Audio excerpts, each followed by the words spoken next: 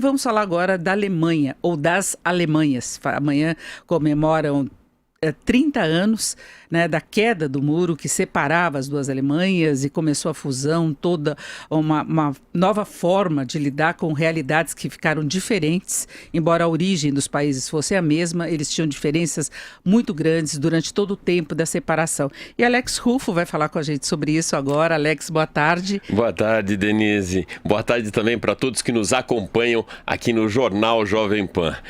Você tem uma ligação forte com a Alemanha, né? Por isso que você vai falar disso. É verdade, Denise. Eu morei na Alemanha há muito tempo. Eu trabalhava num estaleiro em Hamburgo, Bloemfontein, né?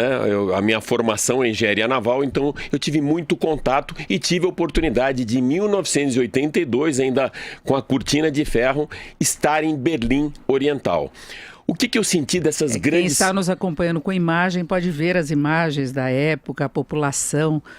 Alex? Isso, essa época aí é mais ou menos 1961, que foi a época que, de surpresa, cercaram a cidade inteira. Eram 160 quilômetros de fronteira de arame farpado e do dia para a noite cercaram a cidade inteira. Então, o alemão foi pego de surpresa, o alemão ocidental também, e a grande desculpa que davam, Denise, é que aquele muro estava sendo construído, essas barreiras eram construídas para proteger o cidadão da Alemanha Oriental, o cidadão de Berlim Oriental, contra o imperialismo capitalista que poderia destruir a Alemanha. Veja só o absurdo. O que aconteceu?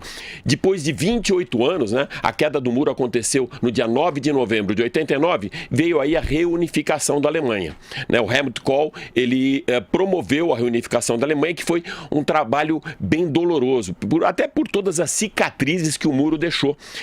O muro foi derrubado, mas existe ainda um muro na cabeça das pessoas. E não era só uma cidade dividida, né? Exatamente, era o mundo capitalista do mundo socialista, uma guerra fria muito forte entre Estados Unidos e os seus aliados e a União Soviética, e um braço de ferro onde a União Soviética procurava mostrar força, mas quando teve a derrubada do muro, o mundo passou a conhecer que era um regime socialista totalmente falido e que aqueles 28 anos, praticamente 3 décadas de diferença de uma Alemanha Ocidental para Oriental ou de Berlim Ocidental para Berlim Oriental, deixava uma diferença também muito grande, cultural, econômica, financeira. Qual foi a grande vantagem de recuperação de um país como a Alemanha? A gente viu isso também no Japão, no pós-guerra, ou seja, saber enfrentar uma crise, sair de uma guerra, sair de grandes problemas, ou seja, de catástrofe e se levantarem.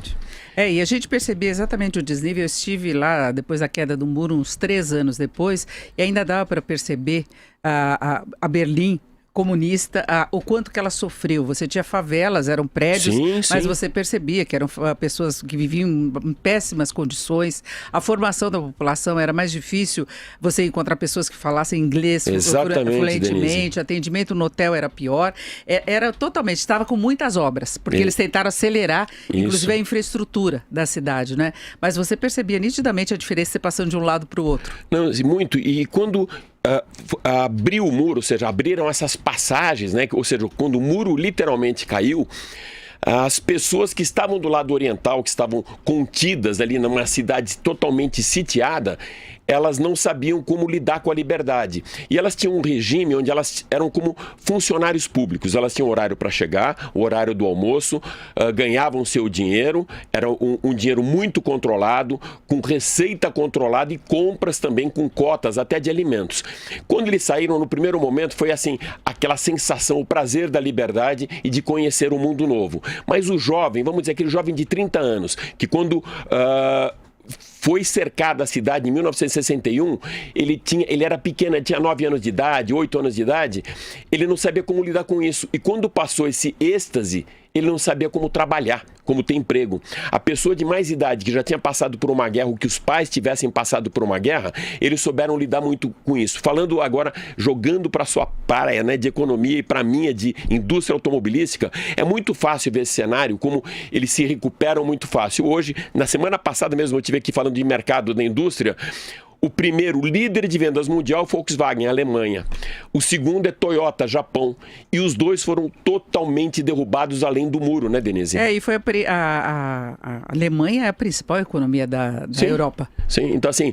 Havia uma disputa com o Reino Unido, agora vai ter o Brexit, então vai haver uma diferença, mas a Alemanha é a economia mais forte. É um poder que é muito notório, é muito forte, poder de recuperação, e o maior problema que eles enfrentaram também na época foi criar uma equivalência cambial. O Deutsche Mark, ou seja, o marco da Alemanha Ocidental, ele era 5 vezes mais forte que o da Alemanha Oriental, e o poder aquisitivo do alemão oriental, com aquele pouco dinheiro que ele tinha, ele conseguia consumir. 10 anos depois veio o euro. Então, o ritmo para eles até... com menor poder aquisitivo, taxa de desemprego mais alta, chegada dos imigrantes que preocuparam muito, e além disso, o Ocidente pagando o custo do lado oriental, porque até hoje existe um imposto que chama Solidaritat, né, parecido até com Solzhenitsyn, né, que é um subsídio que é dado até hoje para o alemão do lado oriental da cidade e também para a Alemanha Oriental.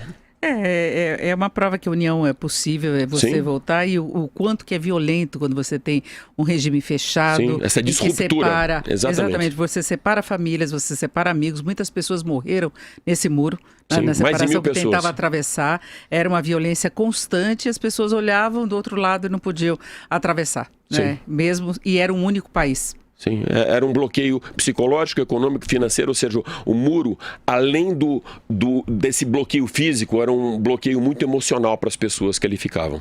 É isso, então, Alex Ruffo, eu agradeço as suas informações. A comemoração é amanhã. Amanhã.